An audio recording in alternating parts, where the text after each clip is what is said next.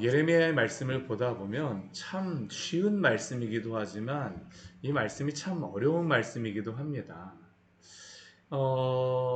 교회 온 성도들에게 목회자가 또 사람들에게 목회자가 하나님은 평안이십니다. 평강이 있습니다. 평강이 있습니다라고 외쳐야 될까 외치지 말아야 될까요? 외쳐야 됩니다. 위로해야 됩니다.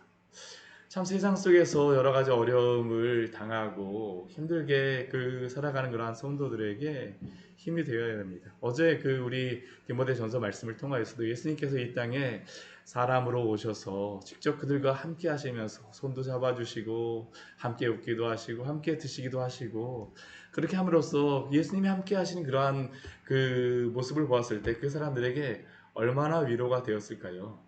예수님이 그냥 함께 하신다라는 것 자체만으로도 그 옆에 앉으셨다라는 것 자체만으로도 그들과 함께 식사를 하신다라는 것 자체만으로도 그들에게 큰 위로가 되었을 것입니다.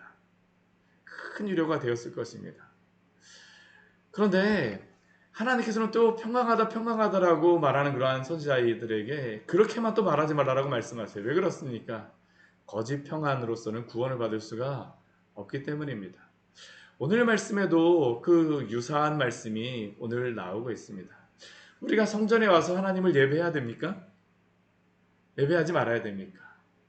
오늘 말씀에 참 우리에게 시험을 주는 그런 말씀이기도 합니다. 우리 4절 말씀에 이런 말씀 있죠. 우리 같이 한번 해볼까요? 너희는 이것이 여호와의 성전이라 여호와의 성전이라 여호와의 성전이라 하는 거짓말을 믿지 말라.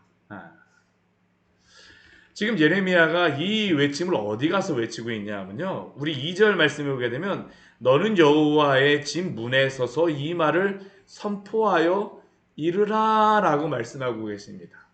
지금 예레미야가 우리 교회로 다시면 어디에서 지금 있는 겁니까?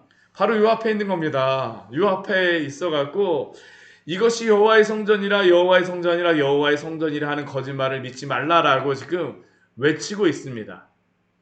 누가 이 앞에서 이런 얘기를 한다면 저는 굉장히 큰 시험에 들 수도 있습니다. 아니 어떻게 이렇게 말을 할 수가 있지?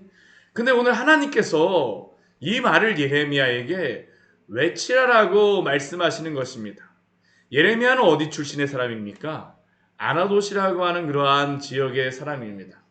그는 제사장 집안의 사람입니다. 지금 제사장들이 지금 예루살렘 성전에 와서 하나님을 예배하는 그러한 일들에 봉사하고 섬기고 있는데 지금 그 집의 사람이었던 예레미야가 와갖고 이것이 여호와의 성전이라 여호와의 성전이라 여호와의 성전이라는 거짓말을 믿지 말라라고 하게 되면 이 말을 들었던 제사장들이 어떻게 할까요? 굉장히 예레미야를 미워할 것입니다. 실제로 그래서 예레미야의 고향 사람이었던 아나돗 사람들이 예레미야를 위협하고 죽이려고 합니다. 왜냐하면 이러한 이야기를 하는 예레미야를 좋아할 수가 없었거든요. 근데 이 말을 누가 하라고 말씀하십니까? 하나님께서 하라고 말씀하십니다. 많은 사람들은 이 말씀을 볼 때 예레미야가 외치는 이때가 언제라고 생각을 하냐면 하나님께서 말씀하셨던 3대 절기 중에 하나라고 생각을 합니다. 6월절이나 오순절이나 초막절. 하나님의 성전에 사모하며 올라오는 사람들, 저 멀리 있었던 사람들은 하나님의 성전에 올라오는 때가 아무 때나 올라올 수도 있지 않습니다. 정말로 큰 마음을 먹고 옷도 다 정결하게 이렇게 해서 입고 올라오는 그 사람들도 있을 수 있습니다. 근데 예레미야가 지금 여호와의 집 문에 서서 바로 이 말을 하고 있는 겁니다. 지금 우리 2절 말씀 보십시오. 여호와께 예배하러 이 문을 들어가는 유다 사람들에게 여호와의 말씀을 외치라는 겁니다. 그리고 유다 사람들에게는 무엇이라고 예레미야는 하나님께서 말씀하시는 겁니까? 예레미야를 통해서 너희는 이 말을 들으라 라고 말씀하십니다. 중요한 것은 무엇일까요? 그들의 마음으로 하나님의 말씀을 듣느냐라는 겁니다. 단순히 율법을 지키느냐 지키지 않느냐라는 그러한 문제가 아니라 그들의 마음으로 하나님의 말씀을 지키고 있느냐 아니냐라는 게 굉장히 이 말씀의 중요한 부분입니다. 우리가 하나님의 일을 한다라고 할 때에 우리가 마음을 다하여서 하나님의 일을 하고 있습니까? 예수님께서도 율법의 계명을 정의하실 때 딱 두 가지로 다 그것을 정의하십니다. 무엇으로 다 말씀하십니까? 여호와를 사랑하는 것, 또한 내 이웃을 내 몸과 같이 사랑하는 것. 율법을 지킨다라고 할 때 그 앞에 4계명까지의 율법을 지킨다라고 할 때 그 마음의 중심이 무엇입니까? 하나님을 사랑하는 마음으로 이 율법을 지키라라는 것입니다. 이웃을 사랑하는 것도 그렇습니다. 단순히 그냥 이웃을 사랑한다고 할 때 그냥 행위적으로만 그것을 하는 것이 아니라 이웃을 사랑한다고 할 때 그 마음속에 무엇이 있습니까? 사랑하는 마음으로 그것을 행하라는 것이죠. 그리고 이웃을 사랑하는 그 마음도 무엇으로부터 흘러나와야 됩니까? 하나님을 사랑하는 그 마음으로부터 흘러나오는 것이 바로 이웃을 사랑하는 본질적인 모습입니다. 모든 사랑은 어디로부터 흘러나와야 되냐 하면 하나님 사랑으로부터 흘러나와야 됩니다. 하나님 사랑으로부터 흘러나오지 않는 그 사랑, 이웃을 사랑하는 그 사랑은 무엇일까요? 나의 자랑이 될 수도 있습니다. 우리가 이웃을 사랑한다고 했을 때에도 하나님을 사랑하는 그 보편적인 사랑으로부터 나오지 않는다라고 하게 되면 이 사랑은 나의 자랑이 되어질 수도 있는 사랑입니다. 이게 그래서 오늘 말씀이 굉장히 어려운 겁니다. 그냥 단순히 행하는 것이 아니라 우리의 마음이 어떻느냐라는 것을 하나님께서 예레미야를 통하여서 말씀하시는 것입니다. 우리가 이 새벽에 나와서 하나님을 예배합니다. 하나님을 예배하는 이 마음 가운데 우리가 어떤 마음이 있어야 되겠습니까? 하나님을 사랑함으로, 하나님을 사모함으로, 목마른 사슴이 시냇물을 찾기에 갈급함같이 주의 말씀을 사모함으로 이 말씀을 들으시기를 축원합니다. 하나님이 이스라엘 백성에게 원하시는 것이 바로 이것입니다. 이스라엘 백성이 하나님 앞에 그나마 가장 서는 그러한 마음, 가장 좋은 마음, 하나님 앞에 서는 때가 언제일까요? 예배하러 나오는 그러한 때입니다. 예배하러 나오는 때예요. 근데 문제는 무엇일까요? 하나님을 예배하러 나오는 이 때까지도 하나님을 사랑하지 않고, 그리고 하나님께로 나오는 그 사랑을 통해서 이웃을 사랑하지 않고, 하나님을 예배하러 나오는 그들이 이 세상에서 불의를 행하고 나온다라고 하게 되면 하나님을 정말로 사랑하는 것이겠습니까? 그렇지 않습니다. 하나님의 영광이 언제 그 영광이 사람들에게 그 멸시를 당합니까? 하나님을 사랑한다라고 하는 그 사람들이 이 세상 가운데에서 불의를 행할 때 아닙니까? 오늘 말씀은 바로 그것이죠. 여호와의 진문 앞에 서서 이 이스라엘 사람들에게, 유대인들에게, 예루살렘 성전에 들어오는 그 예배하러 오는 사람들에게 하나님의 말씀을 들으라고 이야기합니다. 왜 그렇습니까? 그들이 지금 예배하러 나오는 이 상황 가운데에 그들은 불의를 여전히 행하고 있기 때문입니다. 하나님께서는 그들에게 말씀하십니다. 너희의 길과 행위를 바르게 하라라고 말씀하세요. 세상 가운데 온갖 죄를 다 행하면서 하나님 앞에 예배하러 오게 되면 세상 사람들이 뭐라고 얘기할까요? 아니, 저렇게 죄 짓는 사람이 복받겠다라고 하나님 앞에 나오게 되면 사람들이 무엇이라고 얘기합니까? 오히려 손가락질하는 겁니다. 그래서 하나님께서 말씀하세요. 너희의 길과 행위를 바르게 하라. 불의를 버리라라는 겁니다. 그리하면 내가 너희를 이곳에 살게 하겠다라고 약속하여 주십니다. 우리가 어제 말씀에도 보았지만 하나님을 예배해야 될 그 성 가운데 무엇이 있습니까? 우상숭배의 그러한 죄악이 행하여지고요. 또한 이웃을 압제하며 탐욕을 행하는 그러한 일들이 행하여지고 있습니다. 작은 자로부터 큰 자까지 온갖 불의가 행하여지고 있습니다. 하나님께서 그러한 이스라엘 백성들에게 말씀하십니다. 너희가 이곳에 예배하러 오지만 그러나 너희가 예배하러 오는 너희가 먼저 너희 길과 행위를 바르게 하라고 말씀하십니다. 너희가 만약 그렇게 행한다라고 하면 오늘이라도 내가 너희로 이곳에 살게 하시겠다라고 하나님이 약속하여 주시는 것입니다. 오늘 우리에게도 주시는 말씀이죠. 우리 하나님을 예배하는 성도라고 하면서 정말로 진실되게 하나님을 사랑함으로 그의 율법을 지키고 있습니까? 오늘 하나님이 이스라엘 백성들에게 4절에서 그래서 말씀하십니다. 이것이 여호와의 성전이라 여호와의 성전이라 여호와의 성전이라 하는 거짓말을 믿지 말라라고 말씀하십니다. 그들은 아무리 불을 행하고도 여호와의 성전에 들어와서 예배만 하면 아무런 문제가 없다라고 하는 것이 바로 이들이 가진 그러한 불신앙이었습니다. 이들이 정말로 돌아와야 될 그 곳은 어디입니까? 하나님입니다. 하나님. 그런데 이들은 잘못된 그러한 신앙에 갇혀 있었죠. 어쩌면 이단과 같은 그러한 신앙입니다. 100여 년 전에 히스기야 왕 시대에 아수르가 쳐들어왔을 때 하나님께서 이스라엘 백성을 예루살렘에서 기도하고 있는 그 예루살렘을 하나님이 구원하여 주셨습니다. 18만 5천 명이나 되는 그러한 사람들을 하룻밤에 하나님께서 다 치셨죠. 그들은 구원을 받았습니다. 그런데 그 일이 있고 난 다음에 그들에게 생긴 믿음이 있습니다. 무슨 믿음일까요? 예루살렘 성전 안에만 있으면 멀쩡하다, 안전하다라고 하는 겁니다. 하나님이 그들을 지켜주셨는데 그들은 하나님께 돌아오지 않고 단순히 어디에만 들어온 겁니까? 성전에만 온 겁니다. 성전에만 온 것이. 성전에 와야 됩니까? 오지 말아야 됩니까? 와야 됩니다. 하나님을 예배해야 됩니다. 경건의 모양이 반드시 있어야 됩니다. 근데 문제는 무엇일까요? 어제도 말씀드렸지만 택배 보내듯이 그들이 그냥 몸만 온 것입니다. 마음은 오지 않았습니다. 하나님을 참되게 예배하지 않습니다. 단순히 그냥 이곳에만 오면 복 받는다라고 생각을 하는 겁니다.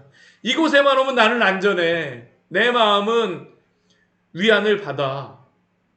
하나님을 믿지 않으면서도 세상 사람들은 어디를 갑니까? 여러 위안을 준다라고 하는 여러 세미나에 가서 많은 그러한 말 잘하는 그러한 사람들의 이야기를 듣거나 아니면 절에도 갑니다. 다른 그러한 우상을 섬기러도 갑니다. 왜 그렇습니까? 평안을 준다라고 생각하기 때문이죠. 근데 진정 문제는 무엇일까요? 하나님이 주시지 않는 그러한 평안은 거짓 평안인 줄 믿으시기 바랍니다. 성전도 그렇게 될 수 있다는 겁니다. 지금 종교적인 행동도 그렇게 될 수 있다는 겁니다. 그래서 오늘 말씀이 어려운 것입니다. 하지 말라라고 말씀하시는 것이 아닙니다. 우리 하나님께 나와서 당연히 예배해야 됩니다. 그러나 그러한 예배하는 너희의 마음이 어떠느냐라고 지금 말씀하시는 것입니다. 이들은 여전히 세상 가운데에서 불의를 행하고 있습니다.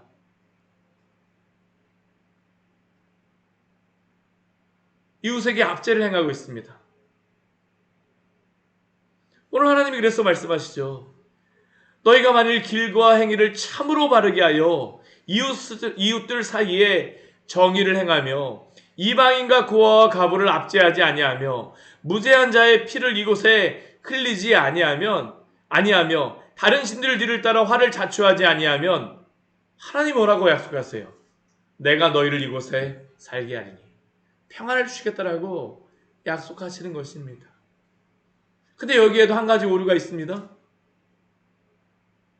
그냥 단순히 이방인과 고아를 압제하지 않고 무죄한 자의 피를 흘리지 않는다라고 해서 이 일만 행한다고 해서 하나님께 돌아오는 것입니까? 아닙니다. 우리가 정말로 하나님께 돌아와야 되는 거다라는 것을 지금 예레미야를 통해서 하나님께서 말씀하시는 것입니다. 말씀하시는 것이.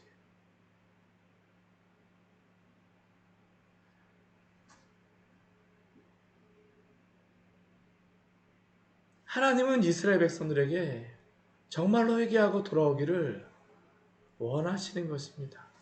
사랑하는 성도 여러분, 마음으로 주님을 사랑하고 주의 말씀에 순종하시기를 축원합니다. 그의 집에 머무르십시오. 주님의 교회에 와서 기도하십시오. 그것은 좋은 것입니다. 그러나 단순히 몸만 오는 것이 아니라 주의 말씀을 사랑함으로 지킴으로 주 앞에 나아오시기를 축원합니다. 이스라엘 백성의 죄는 무엇입니까? 우리 8절 말씀에 보게 되면 너희가 무익한 거짓말을 의존한다라고 말씀하십니다. 단순히 성전에 나오는 것만으로 그들은 만족하는 것이죠.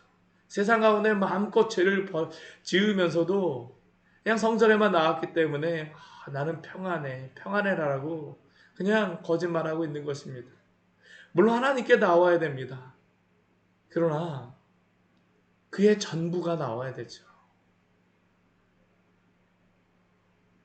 그의 몸뿐만 아니라 그의 모든 것이 다 드려져야 됩니다. 오늘 여기서 말씀하시는 것은 스펄전이 그랬습니다. 스펄전 목사님이 그랬습니다. 너희의 그 돈주머니가 회개하지 아니하게 되면 하나님께 참되게 회개하지 않았다라고 스펄전 목사님이 이야기합니다. 왜 그럴까요? 단순히 헌금을 많이 하라는 것입니까? 아닙니다. 하나님을 정말로 사랑하고 하나님을 예배하는 그러한 자들은, 구원받은 자들은 그가 가장 귀중하게 생각하는, 이 세상 사람들이 가장 귀중하게 생각하는 것이 무엇입니까? 돈주머니입니다. 그렇게 돈주머니가 회개해야 된다라고 하는 것이죠.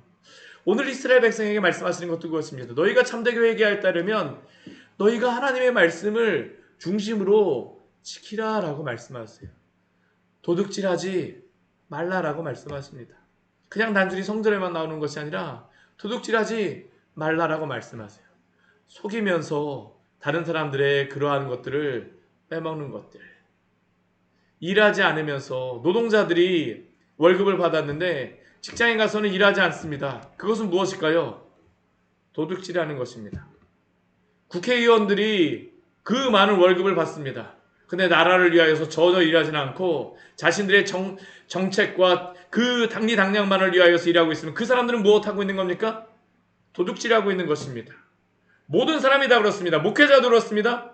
하나님의 그 일을 한다라고 하면서 실제로는 하나님의 말씀도 보지 않고 그냥 외적인 것만 날마다 추구한다면 그 목회자는 무엇하고 있는 겁니까?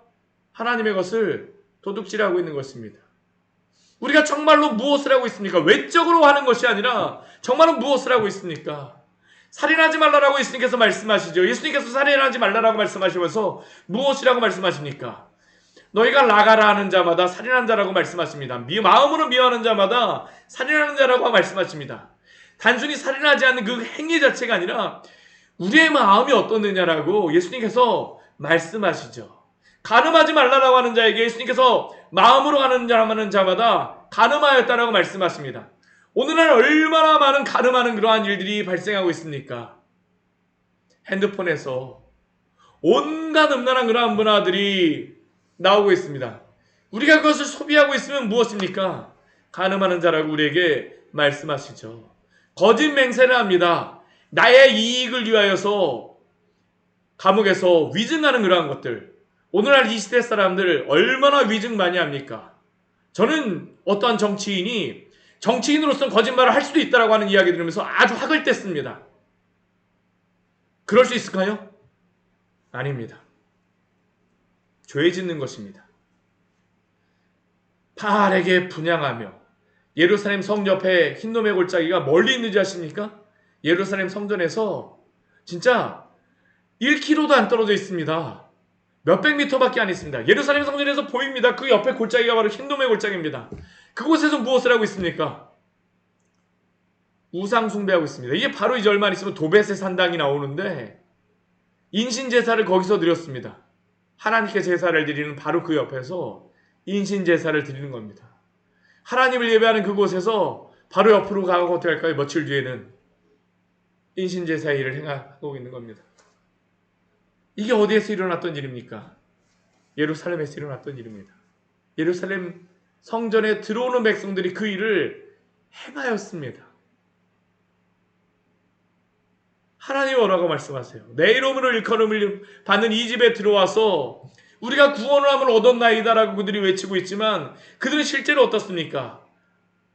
이 모든 가증한 일을 행하기 위하여서 하나님 앞에 나왔다라는 겁니다.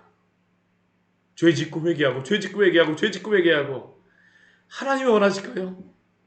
원하시지 않습니다. 오늘도 이 말씀을 우리에게 주시는 말씀인 줄 믿으시기 바랍니다. 우리는 어떻게 해야 됩니까?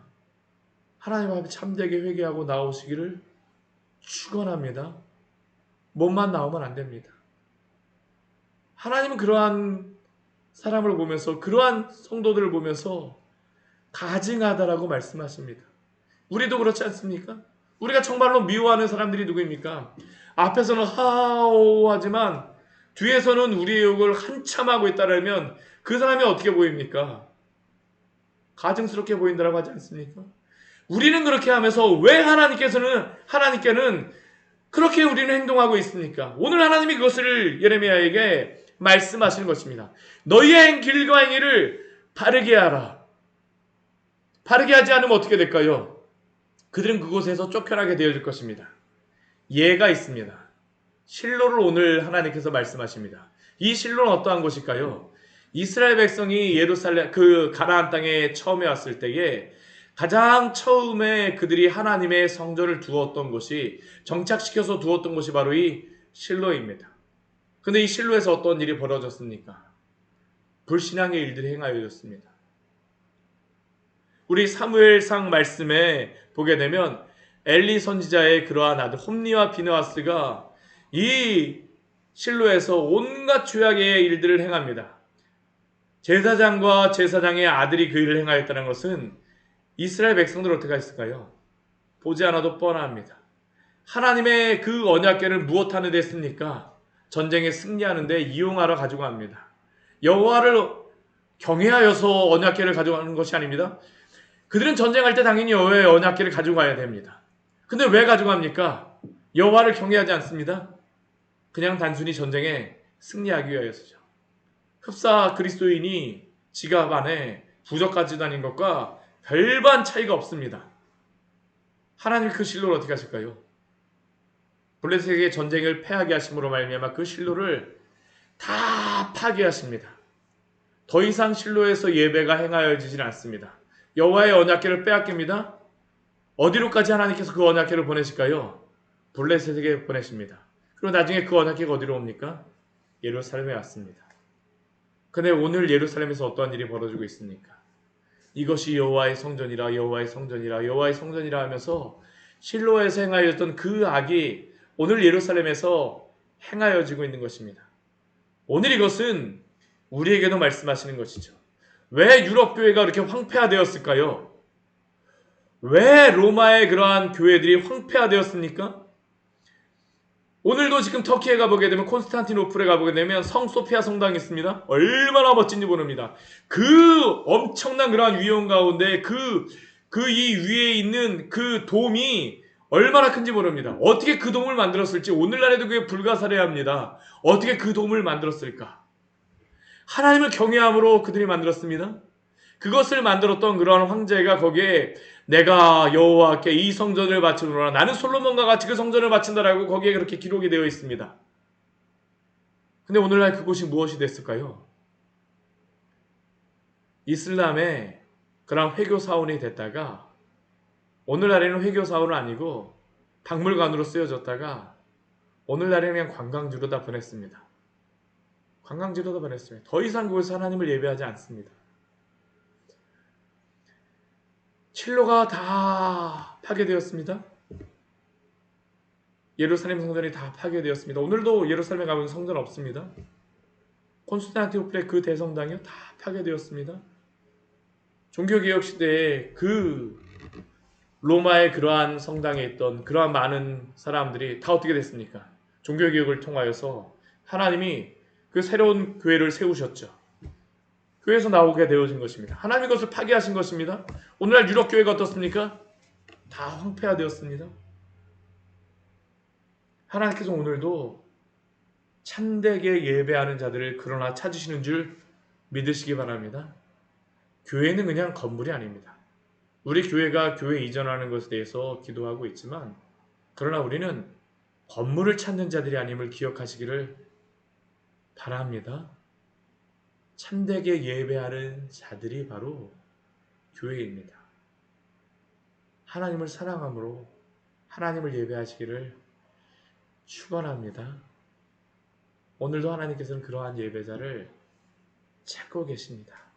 같이 기도하도록 하겠습니다. 하나님 아버지